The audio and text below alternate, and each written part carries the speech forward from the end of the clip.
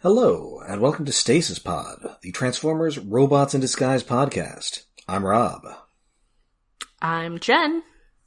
Somebody once told me my name is David. No. How could you? You can't see it, but right now there is the shape of an L on my forehead, David.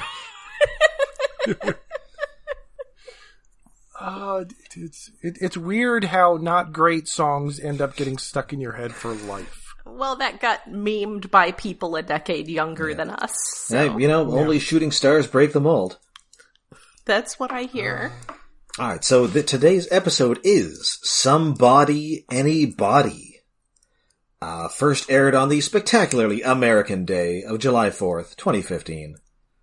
But it aired 2 days earlier in Australia. Yes, and written by show favorite Margaret Scott. Yay! Yeah, normally I don't pay attention to the cast list as the episode starts rolling. Usually I'm starting to look down my notes or find out where they are. But this time I know, Margaret Scott, yay, it's going to be a great episode. Yay! And it was.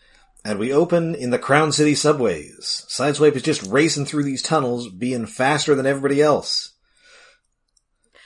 They're on their way in. Okay, so Crown City has a subway now. Yes. And I don't mean a sandwich shop. It's got I guess if you have a new subway, it's not like here in the DC metro area where we literally have trains that were in operation when I would go into DC in the 90s.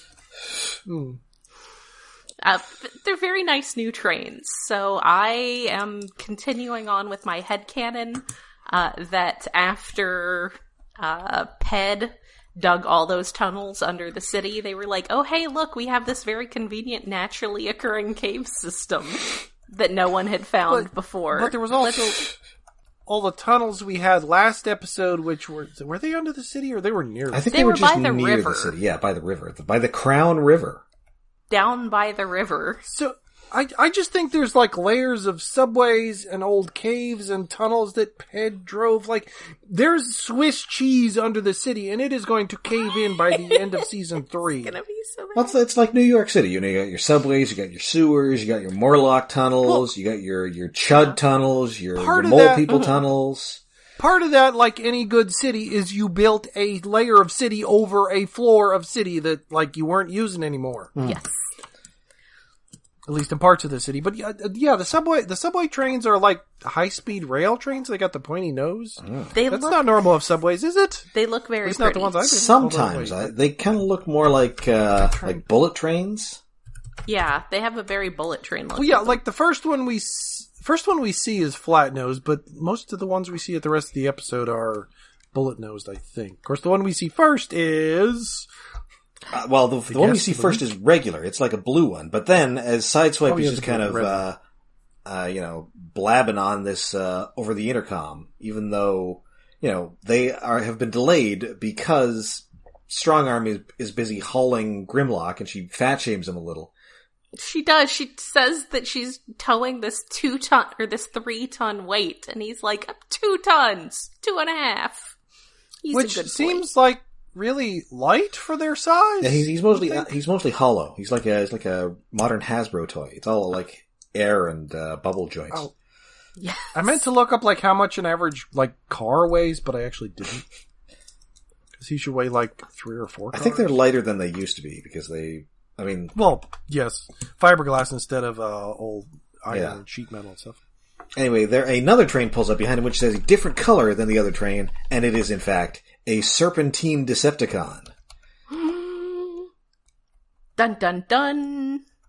So the Autobots, they check in. He's long gone. Strongarm thinks he's faking it. Yeah. And so... Sorry, I may be now having to look up the comparative weight between my beloved classic Volvo 240 and my current Subaru Crosstrek. These are important things to know. Yeah, apparently like an average car weighs 1.5 tons, but I don't know, what do you call it? Shit. SUV. Right. That's the word. SUV weighs like 3 tons. Okay, so that's probably about what, like, Strong Arm weighs. Yeah, Strong Arm should weigh that. A 240 wagon was approximately, depending on various characteristics, approximately 1.5 tons. Yeah, so Grim should be, I would think, 5 or more. Wait, maybe they're UK tons or something. Is that different? Whatever. Anyway, episode. Yeah, so Strong Arm, about weights and measures. She thinks it's his idea of a joke, and she can practically hear his incredibly annoying laugh.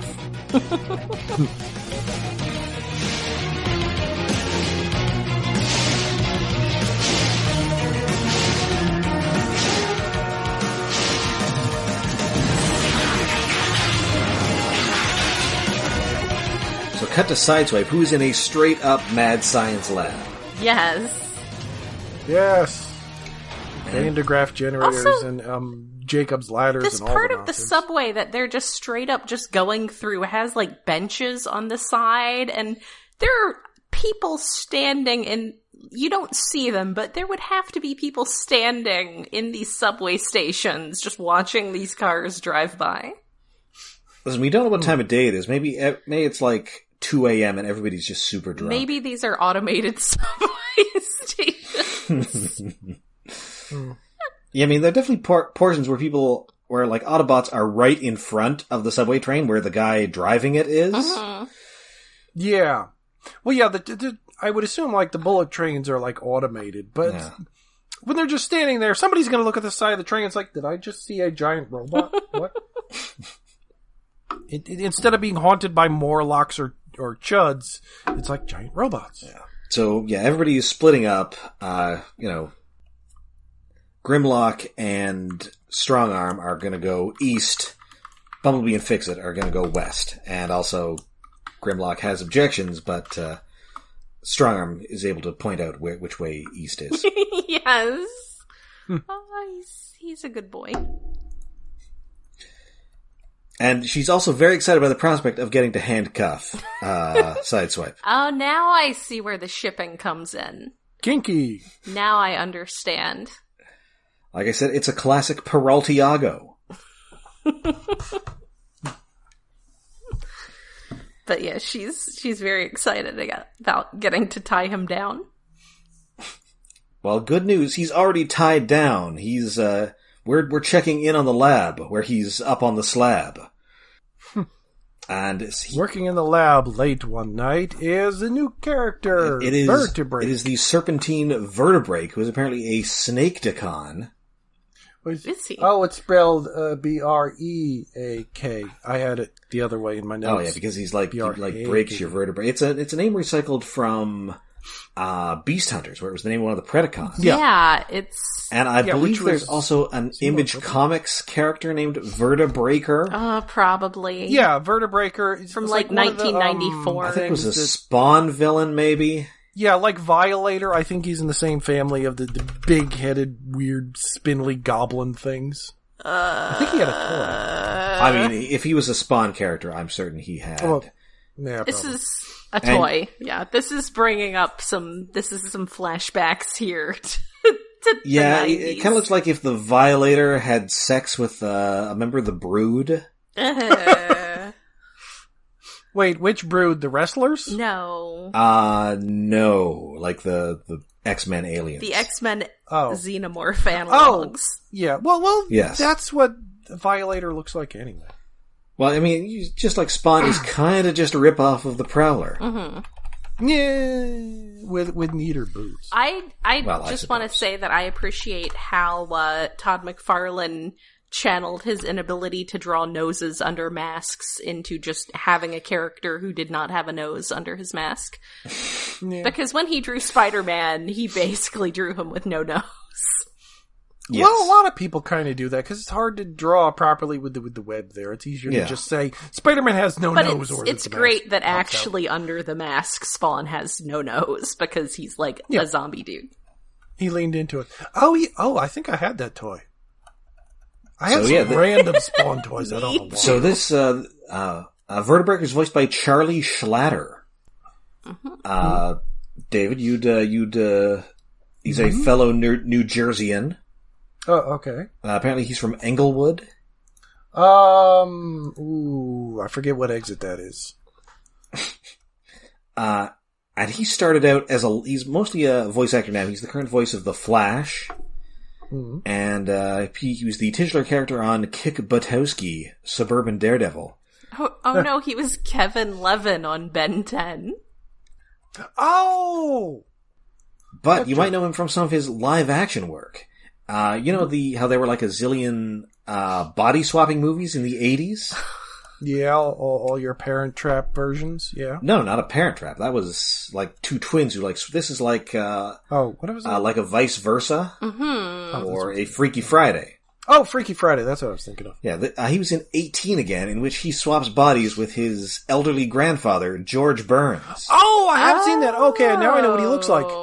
So most of the movie is him he was like a teenager at the time, doing a George Burns impression. Yeah, it's an acceptable George Burns impression. See, I'm making dirty old man jokes, but it's okay, because I'm 18. I have not seen that movie. He also played the title character on the Ferris Bueller TV show. Oh, there's a Ferris Bueller show. Yes, and playing his sister was a then unknown Jennifer Aniston. Ooh, that's up there with Courtney Cox and He-Man. That's right. Masters of the Universe. Sorry. And it also looks like he was in like 130 episodes of Diagnosis Murder. Oh, I sort of remember that show. He was like, I guess, the young guy paired with crime-solving Dr. Dick Van Dyke. Yeah. I didn't really... I'm vaguely familiar with that existing. Also played one of the lead roles on one of the worst cartoons I've ever seen, Butt Ugly Martians. Ooh. I've heard of that. Its only redeeming quality was that it featured Robert Stack as a fake Fox Mulder. Wow. His name was Stoat Muldoon. I remember that, but I don't remember him being Robert Stack. And by remember that, I mean I think I saw ads for it. I never actually watched it. That is how it is best consumed. Yes. Oh, he's been in some Metal Gear Solid games? Oh, he's done a lot. Yeah, he's in a ton of stuff. He's actually a lot of fun as Vertebreak here. Yeah, the voice for Vertebreak is so understated. It's weird. Yeah, I mean, it's not like a cackling mad scientist. He's kind of like... It's kind of a weird pervert voice. Yeah. Like, he's gonna take your body and he's gonna do weird stuff with it. He's gonna take your body and he's gonna touch it. Yeah. So I guess it's for the best that he just gets Sideswipe, who I'm sure has touched all of the things that could be touched already. And even though he's a snake gun, he's got like 3 arms, I guess, that he's grafted on, like an extra one that he's grafted onto himself. Yeah, if you look at it, it looks like he's got like a tube around him that has those arms on it. Like body. The arms appear to be a additional accessory. Yeah, because they say he studied alien surgery techniques that were forbidden and stuff. And I like that he has 3 arms on that chest attachment thing, and none of them are the same kind of arm. None of them have the same kind of hand. None of them are at the same level. He's all nuts asymmetrical. He's got to do different things with them. Yeah. They come with multiple attachments. Yeah. He's got some stuff going on. Also, he's got a snake head. Yes. And he's like, well, I watched all of your Autobot teammates, but you're the one with the best body, Sideswipe. Plus, also, if I took strong arms, it would be weird. I mean, yeah. Plus, I also took the one with the matching colors scheme. A little bit. Doesn't have that pretty much muddy brown color, but he does have some red. No, he has a red stripe on him that's the same sort of reddish maroon that Sideswipe has, and the little pointless spiky fins that Sideswipe has on his arms are sort of that, what is it, muddy greenish yellow? Yeah, sort of brownish. It's kind of like yeah. Anyway, so the Fix-It has now detected 2 Sideswipe signals. That's never a good sign. So they follow the stronger one, and they find Sideswipe. Or rather, they find Sideswipe's body with a giant, weird snake head. Yeah, the head is kind of big.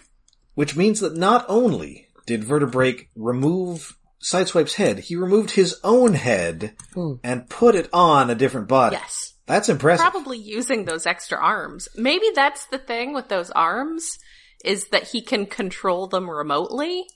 So yeah, like, take that.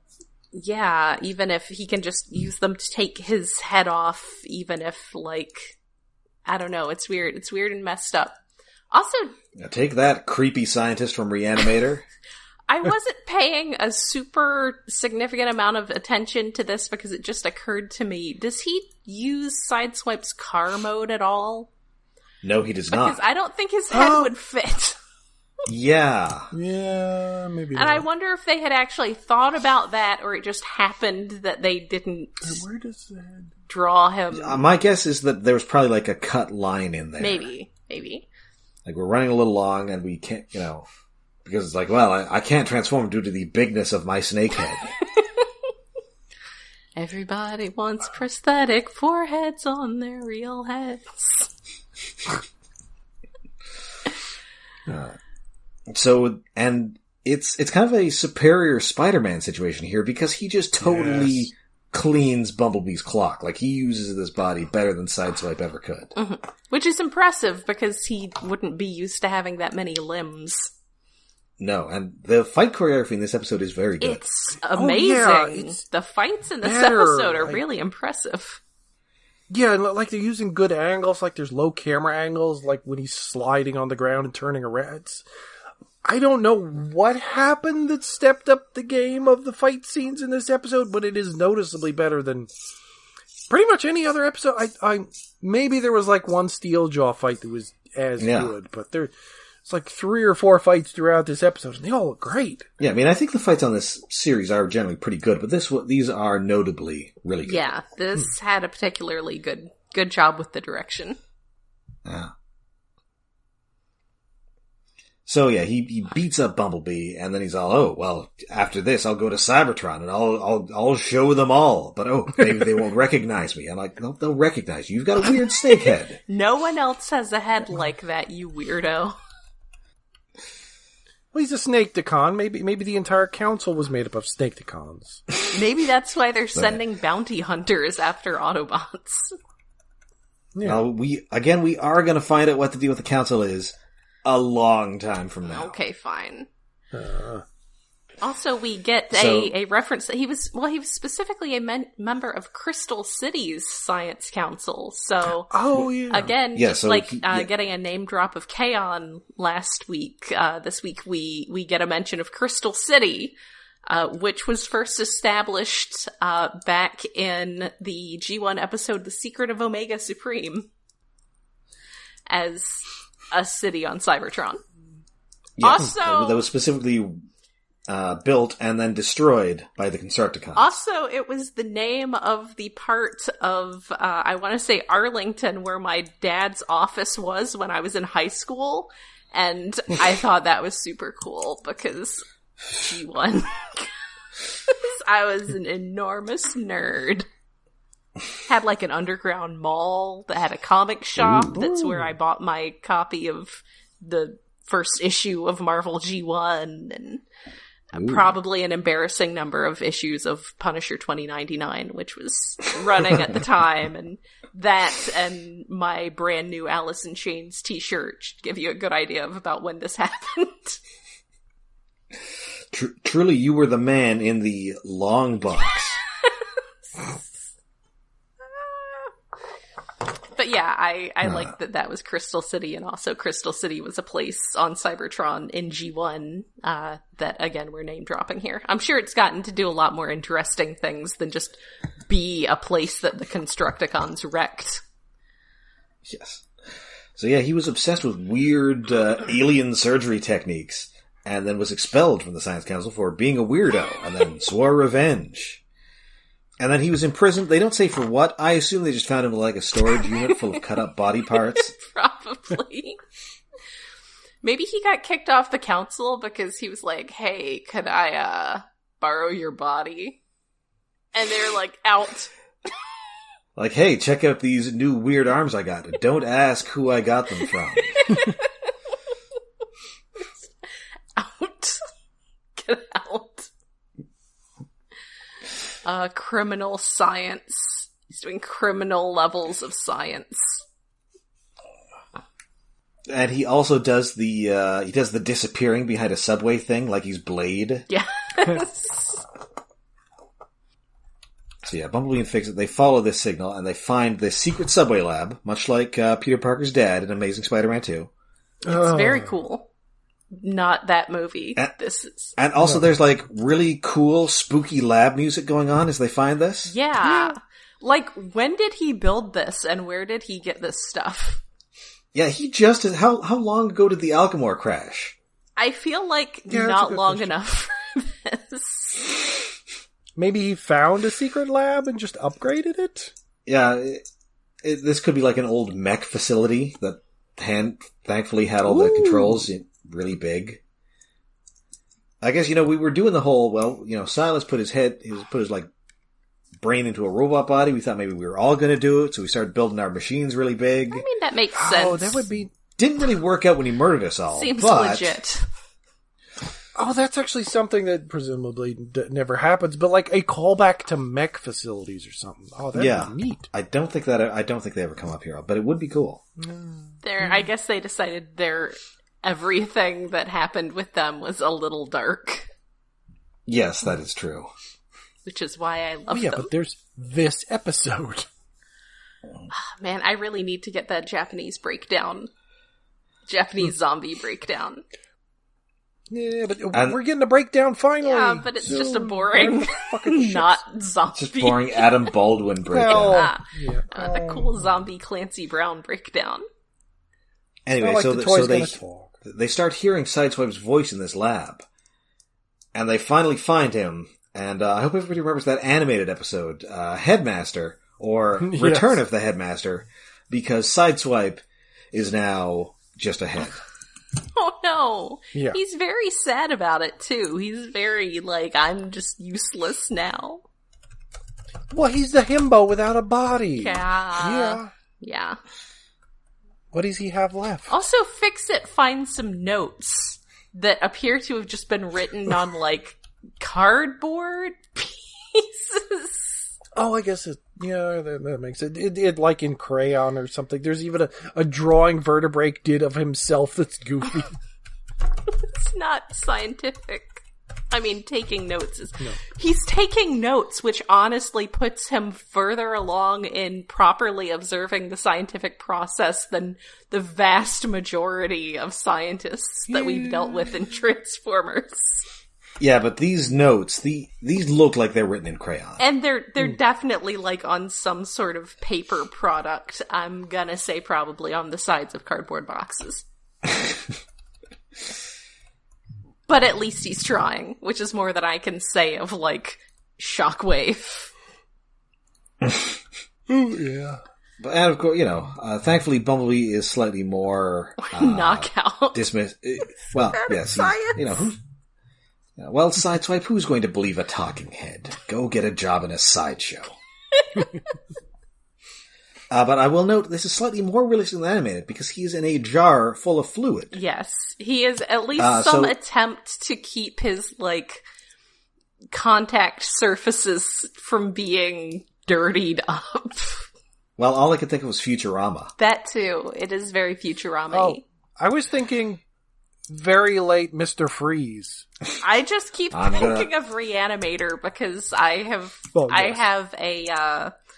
a Lovecraft, like, omnibus on my Nook that I will read a little bit out of when I'm between other books, and I've been hitting that lately. I'm gonna sell our children's organs to zoos for meat. Aroo! Oh, there, at some point in here, Fix-It does say my favorite of his dialogue glitches that has happened yet. Hide Snipe or Wide Stripe. Yes, he's looking for Sideswipe. Like, those are two almost good Transformers names. Yeah. Unlike Vertebreak, which is terrible. I kind of like Vertebreak. Vertebreak was good for the Beast one, but I'm not sure it works for this, although he does break his vertebrae, presumably to take his own head off. Yeah, so, I mean, I don't know what other name you come up with for a guy who steals heads. Head stealer. Dr. Frankensnake, Serpentstein.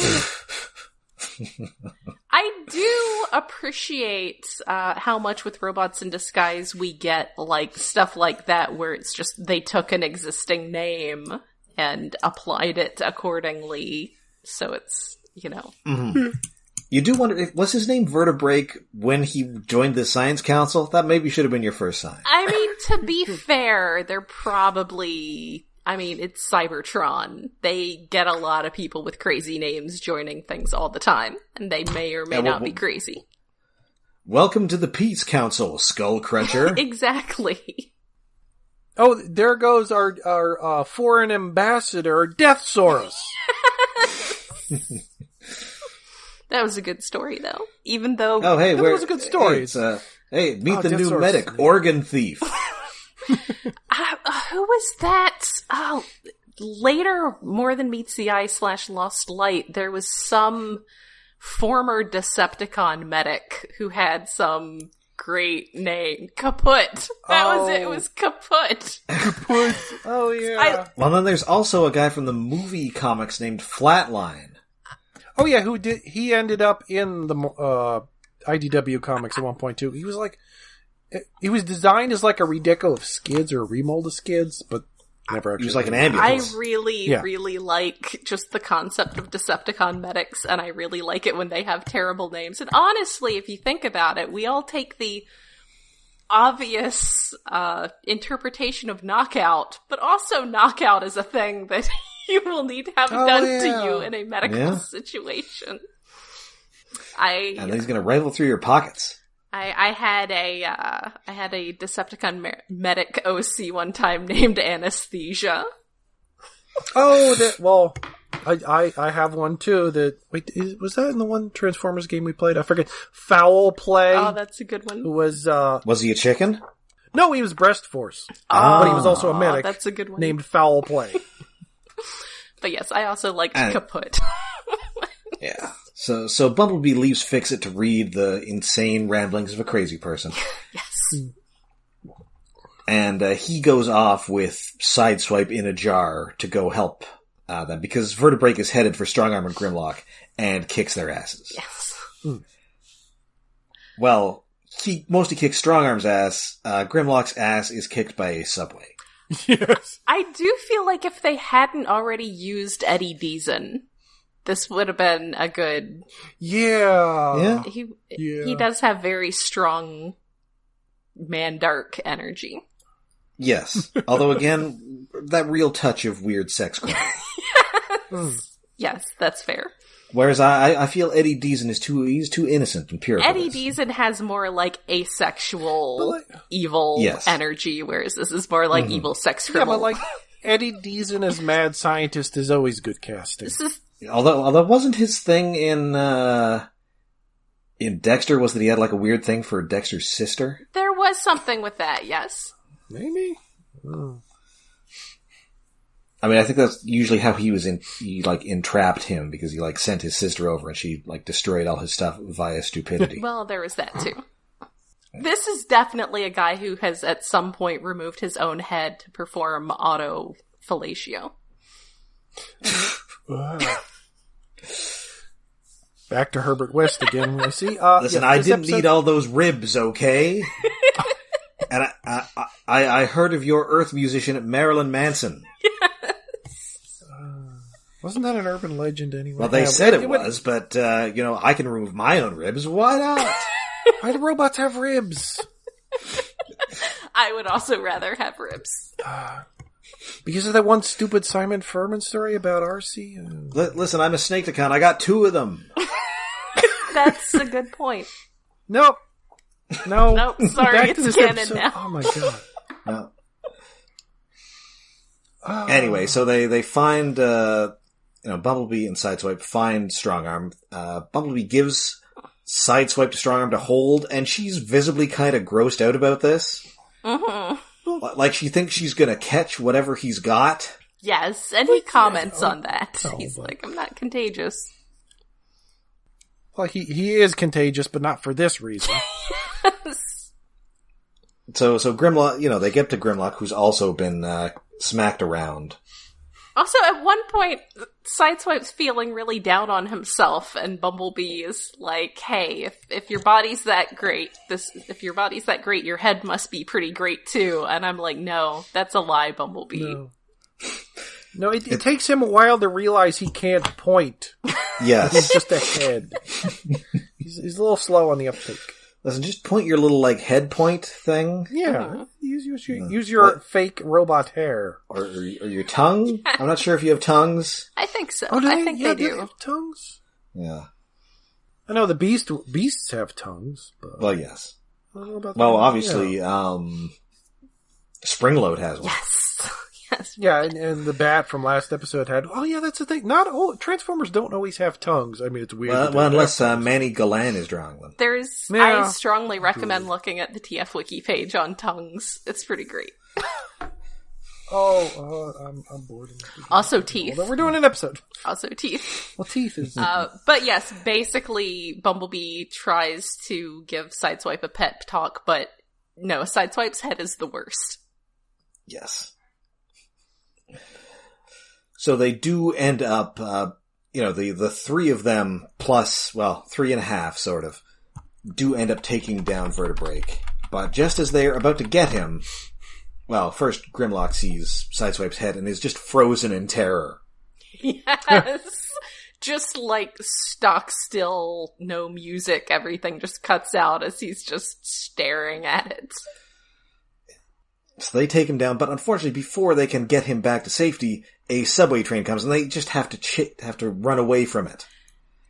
And it is running them down, and I was just, okay, so, I have this nice new car. Again, you have to assume that these trains are automated then, like everything else is automated? Yeah. Okay. And apparently they were programmed by Elon Musk, because they're making no attempt to not hit these people. Yeah, see, my car has this thing called adaptive cruise control. Whereas if you have it set to a particular speed and you come up on another vehicle that's going slower, it'll see it and slow down. And I feel like these trains really need some kind of feature like that before they are put into service. Before they are allowed to function, they really need to have some camera thing that tells them that there is a Camaro on the track. Oh, and when does Bumblebee say his new phrase? Oh, we're just about to get to it. So they finally get to safety, but this has given Vertebreak enough time to recover, and so now he's going to take them on. And Bumblebee says, "Hey, let's Vertebreak him." It's very specific. It's specific, it's situational, it's saying number 10, which makes this 4 episodes in a row with a new saying. Ooh. I mean... He's hitting his stride. It must have been killing him for years to not be able to have these things and think them and not be able to say them. He's got to get all the dad jokes out of his system now. Yes. Yeah, for situational on the spot, this is a good one, but it only works in this situation against this one dude. Yes, that's the sorry, they're only ever fighting this dude from now on, so that they can keep using that. So they're sort of pulling their punches because they do not want to hit Sideswipe's body. I mean, they could hit him directly in the head. I don't know, maybe Grimlock's too big to have that kind of accuracy. Yeah, that is the problem. Well, for Grimlock maybe. But just break a leg, guys. We can fix it later. Yeah, fix it for that. Yeah, that's fair. He has Fix-A-Flat. Yes. And they're sort of playing keep away with Sideswipe's head as well. Yes. And he finally figures out that, hey, I know what moves he's going to make because they're all my moves. So I guess there's robotic muscle memory in play here. I mean, that would have to be the only way Vertebreak would know how to fight this well in a body that he's never had before. Had arms and legs. Yes. Mm-hmm. With limbs he is not accustomed to. Yeah, so he starts calling out instructions, and thus the Autobots are able to beat this guy. Yes. So we're back at the lab. Everybody's head is back in the right place. Yes. No. Sideswipe's head is back in the right place, but they kept Vertebreak's head off. Yes. As we see later in the episode. Well, that's probably for the best. Yes, keep it in a jar, then Grimlock's carrying the body around. Yeah, well, I don't know if they're going to reattach it and then put him in the thing, or they're just going to put them in together and hope that it's okay. It'll be fine. It's cryostasis. It's like when you get a toy. It's like when you get a new Transformer, and like the action and like the accessories are kind of rattling around in there. Yeah. He's wearing his body like a scarf, basically. Which is pretty great. Like a mink stole. Yes. And he does pull a little prank on Strong Arm here, where he's all, I'm so weak. What can I? And you know, he's exploiting her brief bout of sympathy for him here. Gotta see what he can do before it's gone, because it's gonna be gone soon. So he's got to get back into the speed of things, and he challenges Strong Arm to a race back to the scrapyard, which he immediately loses because Fix-It didn't quite connect everything right. And Fix-It was telling him, Fix-It was like, okay, Sideswipe, you're gonna need to take it easy for a bit, because I'm honestly not sure that I put everything back right. This is crazy mad science that I'm not used to. So take it easy, and Sideswipe's like, nah, I'm fine. And so yes, he challenges as soon as her to a race home and fails. And Bumblebee is extremely unsympathetic here. Yeah, he's very... Because he challenges her, hey, you're going to have to take extra shifts. If, loser has to do extra shifts. And Bumblebee's all, well, hey, guess you're going to have to walk here with Fix-Its. And, then you'll have to do some extra shifts when you get home. Yep. And so he is left talking with Fix-It, who is delighted to be able to talk to him about the surgery that he just performed on him. As he says, it's a long and disgusting story. Well, it's a good ending for Fix-It. He has someone to talk to, finally. Yeah, he gets to walk home with somebody. And somebody who is forced to listen to his incredibly gross anecdotes. Yes. Mm. I love Fix-It. He's so pure. He's a good boy. He's growing on me a little. I liked him standing there holding these, big cardboard sheets of scientific notes. Yes. It looks like it was written by Charlie Day. It's just him with his weird arms pointing to this giant conspiracy board. Yes. Oh, we need Charlie Day to voice a robot All sometime. 3 of those arms. If they do another live-action movie... And they are going to do one. They just announced a director who is not Michael Bay. Wait, are they doing another Bumblebee or another regular Transformers? I think it's another regular one. It's by the guy who did Creed 2. Okay, but is it going to be in continuity with the last ones, or in continuity with Bumblebee, or in continuity with both of them? Because it's a mess now. I don't think anyone knows yet. Nope. No one knows. I mean, they should do another Bumblebee, but I don't know if they can get Haley Steinfeld back. Yeah. What? Not her. I mean, she's kind of a big deal. Yeah. I mean, yeah, but... I mean, you would think. I was gonna say Mark Wahlberg was kind of a big deal, but screw Mark Wahlberg. No. Well, get her back for a cameo, set it in the 90s with a different kid and a crazy Charlie Day mad scientist robot. Yes. Oh yeah, I guess maybe the question is, if they're going to set it in the 90s, would it be realistic for Haley Steinfeld to not look 10 years older? We don't care. Although she was probably already playing a character younger than she actually is. Yeah. Yeah, that happens a lot. Ooh, and then Charlie Day is Wheeljack? And then allegedly she's also going to be in that Hawkeye series. Oh. That they're planning to do. She's going to be Kate Bishop. Oh, yeah, I guess that works, although I would think Kate's even younger, but whatever. Well, I mean, I don't know how old she actually is. She's like college age, I think. Uh-huh. Yeah. Anyway, so, that is the episode. This was a fun one. Yeah. I enjoy arrogant character being brought to Earth via unwilling head transplant. Yes. The mad science Mind science stuff combined with, like, taking Sideswipe down a peg is great. Yeah. Yeah. And I like the villain of the week. Yeah. Even if we just make lots of horrible jokes about him being a sex criminal. Well, yes, but he's also clearly a sex criminal. Yes.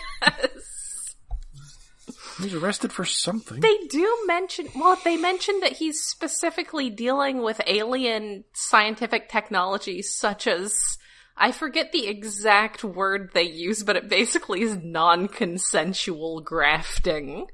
Yes. Something about body modding or something. Yeah, like non-voluntary body modifications or something, and that's... I mean, before he put those extra arms on himself, he definitely tried it out on some other people. That definitely should get you put on the prison ship. So yeah, good episode. Yeah, so I believe that now brings us to David's Tokusatsu Corner. Yes. This week on Shuku Sentai Go-Go 5, the Hellish Saima Beast Army. It's beginning to look a lot like Christmas. Christmas episode? Kinda. It's a Christmas Eve episode. The Pink Ranger's out buying a cake before Christmas Eve, but it's a birthday cake. Happy birthday! Because it turns out that their mom, who has been missing for 8 years, Christmas Eve is her birthday. Oh, I was going to say, if it's Christmas, is she Jesus? No, her birthday's Christmas Eve, and Dad comes out of his science basement and is like, "Oh, I've been on the island and researching shit for so long, I forget what time it is and what season it is. That Christmas is coming because we got a tree here we're putting up." And it's like, "Did you forget Mom's birthday?" And shit just gets silent. It's really awkward. Ooh. Cut to the monsters. Salamandines is like, he's out of Mom's favor now because he's been fucking up and he hasn't even been in the last few episodes. So he decides to go open the door to hell. Hades. And, like you do. Yes. What is it? Like, Hades Guardian Beast Chaos. Such a simple name, just Chaos. The monster of the week who's kind of got a Two-Face thing going on. Anyway, he's the guardian of the door. Open the door. He goes into hell to get dead monsters from the past to bring them back to fight the Rangers or whatnot. It's a whole thing. But while that's happening, Chaos goes out and instigates a war on Christmas. Attacking people and like knocking over trees with imps and stuff. I couldn't get a really good shot of him with a tree because I don't think this is the future liberals want. Yes, imps going around knocking over trees and stealing presents. I demand you say happy holidays, humans. Somewhere in the process, like, Chaos, the Rangers attack, Chaos goes back to Hell, Hades, the monster graveyard, brings the Rangers with him, and then the Rangers like, where the hell are we? Skulls! So they're in hell. As you do. And as is tradition, although it's more of a tradition in Kamen Rider, this is a monster resurrection episode. Monsters that they've killed for this entire series show up and they're like zombies, like, we want bodies, give us your bodies, and nonsense. And they keep killing them, and they just keep coming back because they're already dead in hell. So you have endless waves of monsters. My favorite kinds of Christmas episodes of TV shows are the ones that involve literally going to hell. Well, not always going to hell, but I would recommend finding some Kamen Rider episodes of Christmas, because, like, Power Rangers and Sentai, they do a lot of Christmas episodes, and they're monster basic stuff, but they tend to be uplifting. Kamen Rider Christmas episodes tend to have important characters dead by the end of it. Yes! They get dark. It's my favorite. Yeah, they're the sad episodes. People like, oh no, Christmas is coming. Someone's gonna die. Who's gonna die this year? Yeah, so they're fun. Where were we? Anyway, Salamandines and Chaos are in hell. It's like, okay, let's get the key, open the door, get out of here, and leave the Rangers here. Nope! A lightning bolt comes, destroys the key, gets rid of the door to get in and out of hell, cause Mom did it. Their mom, or his mom, Grandine, the witch, It was like, no, the Rangers are staying there, and so are you, Salamandina. You were my favorite, but fuck it. I don't care about any of my kids. It's like, wow, that sucks. Huh. So the Rangers are running away. They run into a cave, and then they're like, oh, it's 2 paths. Which way do we go? Whatever, the monsters are behind us. They're going to break through the cave in any minute now. Oh, I hear a bell. Let's follow a bell. And Mom's voice. Mom's in hell? I was going to say, is Mom dead? Well, there's a flashback in this episode 8 years ago when Dad had left a few years before that. Mom was leaving. Oh, I'm going to go find Dad. And on a plane, they get news. Oh, the flight she was on to somewhere disappeared. Not crashed, not destroyed, just disappeared. Ooh. Which is an annoying open-ended, oh, is she going to show up in like the last episode? I kind of hope not. But the bell that Pink gave her as a kid, it's like on a Christmas ornament or something. She hears the bell and her voice in hell, and there's this little glowing light that talks to them as their mom. So she's dead, and yet at the end of the episode, they're like, Mom's still alive out there somewhere. We'll find her someday. She talked to you in hell. But does an angel get its wings? Not really. That wouldn't surprise me because I think the next episode is an actual Christmas episode. Oh, okay. So yeah, I'm pretty sure when you go to the afterlife and the person who's missing is in the afterlife, then you're not going to find them in the not afterlife. Yeah, because if she ends up alive in like the last episode, it's like, well, how was she in hell in that one episode? What's going on? Anyway. Oh, I just want to say that Salamandina's high school football rules. Yes. Anyway, the Rangers find this magic mirror pool that they jump into to get out of hell that their ghost mom led them to, whether or not she's dead or not. She really should be dead. And 3 monsters follow them out that they've already killed. And then they grow giant, and then they gotta bring the robots out, and then they kill them, and yay, they're dead again. And I realized Liner Boy has a childlike voice as if he was a Micromaster. You know. Like, oh yeah, that's why he sounds young, because he's a young They're small because they're children, except when they're small and adults. And a giant robot that's smaller than the other giant robots, but still a giant robot. Anyway, so the day is saved, they're back, they killed the monsters, they have cake, and Dad's still sad. It's like, oh yeah, my wife I kind of left along with my children a decade ago is gone and missing and presumably dead, and my children have heard her voice in hell. But on the good side, Salamandines is still in hell. He didn't get out. You know, in hell. Yeah, and his siblings that are still in the living world are like, wow, Mom didn't give a shit about him, and she liked him. Ooh, this isn't good. Okay, so that does it for this episode. We will be back next time with more Robots in Disguise, but until then, you can find us all over the internet. We are on Twitter, we're on Facebook, and we have a Patreon. Yes, we are hosted by iaconunderground.net, where we have a Patreon set up for hosting and other expenses. That is at patreon.com/iaconunderground. We have finally gotten to watch New Mutants. Yes, it exists. It is a real movie. I still don't believe it. I haven't actually watched it yet. You will but soon. I've had it in my hands. You will soon. It exists, and not just in disgusting plague-filled theaters. It exists. So, yeah, that's going to be our Patreon for December. It's very exciting. I'm very excited. It's been long enough. We kind of had to do it immediately, considering that was like, had gotten to be a running gag almost. Yes. It's a Christmas miracle. Yes. Yeah. So yeah, join us for that. For the low price of $1 or more. Yep. For as little as $1 a month, you can become a Patreon patron and get access to this and all of our back catalog of monthly specials. That's right. So until next time, when it's a supervillain team-up and one of our minicons is missing, I'm Rob. How many minicons do they have? I'm Jen. I guess there's the little Drifts babies. Yes, that is the missing one. Oh, okay. I love them. They're babies. Sorry. Ho, ho, ho. Merry Christmas. I'm David. Babies.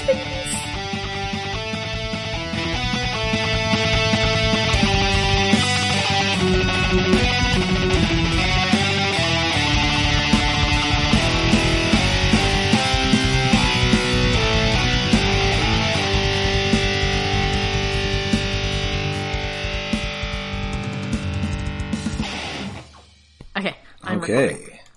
Enough Lovecraft stuff. Eventually, we should maybe do a Lovecraft movie for a bonus sometime. We should. Maybe when but there we are precious few good run ones. out of the floodgates of 2020 opening early next year. After Godzilla and Wonder Woman and whatnot. Oh, yeah, next year might be all movies. Oops, all movies.